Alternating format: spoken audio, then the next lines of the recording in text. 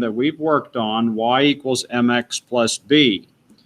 We're going to be given a set of data, some kind of table of values. It could be like the year and the number of horses, you know, and we've got a table. Maybe it says 2010 and 2011 and 2012 and 2013, something like that. And then the number of horses is 17, 19, 21, 25, whatever. And so we're going to take this table of values and we're going to put it into Desmos. All right. And then Desmos is going to do a scatter plot for us. And a scatter plot is nothing more than what it sounds like, a scattering of the points. And then Desmos is going to calculate the actual equation of the line that fits the data. This is called a line of fit. And Desmos will calculate that for us, and it will also put the dots on for the scatter plot. And in your assignment that I'm giving you today, you're going to have a sketch like this with the scatter plot, with the line of fit drawn, and then you're going to need to label the line of fit, whatever it is, y equals something x. I'll just make up something, 1/2 x plus 1 or something. All right. So let's get to it. I'm now going to move away from the Elmo to our textbook so that we can see a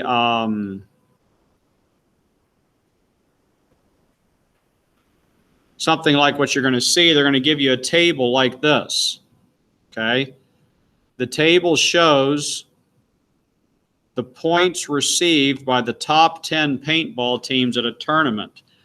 Estimate how many points the 20th ranked team received. So you can see we have a table of data here that we need to put into Desmos as a table. And then we need to know how Desmos will do its magic, so to speak. So I'm going to go to the Desmos screen now. And it looks like I'm going to clear this other junk out of here, start from the beginning. So when you are on Desmos, the first thing you need to do is click the plus sign and select table. All right. And so if you remember from what we just saw, it was just 1, 2, 3, 4, 5, 6, 7, 8, 9, 10. So I'll put those values in real quick. 1, 2, 3.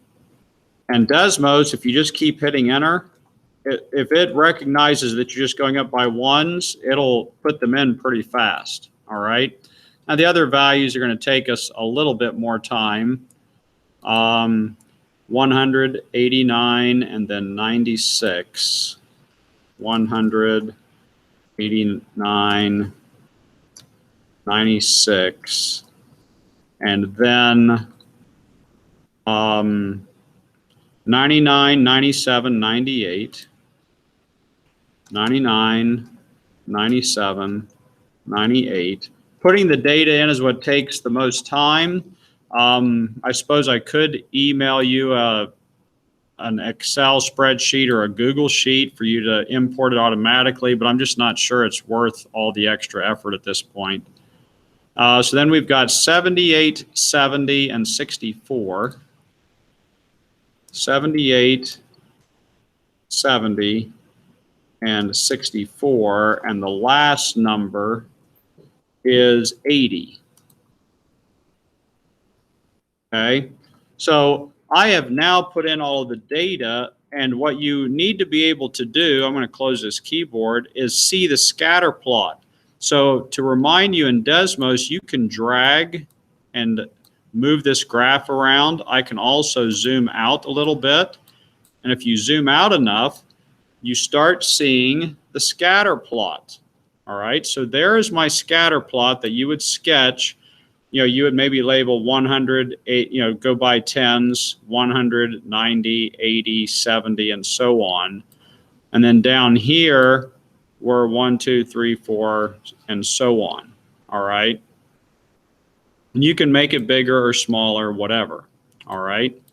Now, here's where you need to really pay attention and write something down for how to type in to Desmos to find this regression line. I'm going to go back to my Elmo so you can write this down.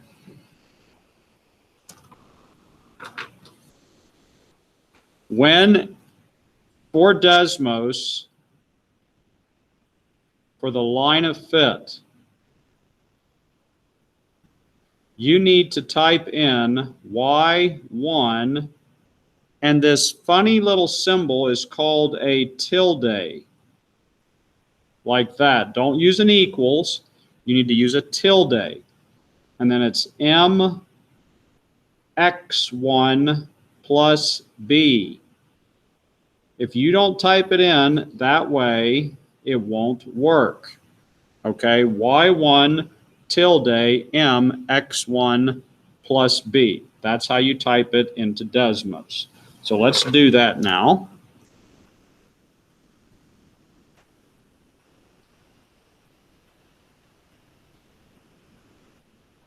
So what do? Well, you click a plus and you click expression. All right, and it puts you in another box, and you start typing Y1. My tilde is right above my tab button on the left-hand side, and you have to press shift to get it. Tilde like that. I'm trying to remember if it's in the keyboard any. I don't think it was. Let's see if we go to ABC. There it is, right there. There's the tilde. So you can also do it, access it from the keyboard in Desmos. All right. So then it's X1, X1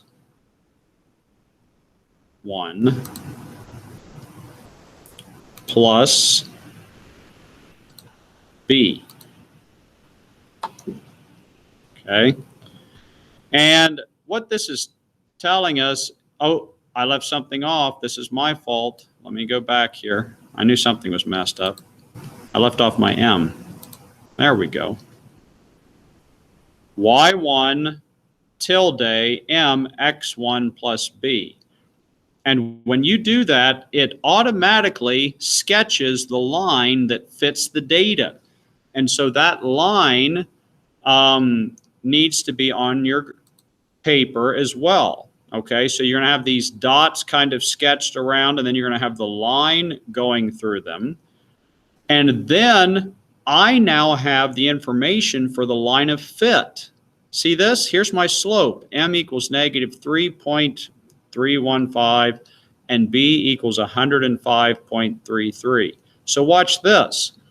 On box 3, now I could type in Y equals, but I'm going to type in f of x equals the slope negative 3.32 if we round it to the nearest hundredth.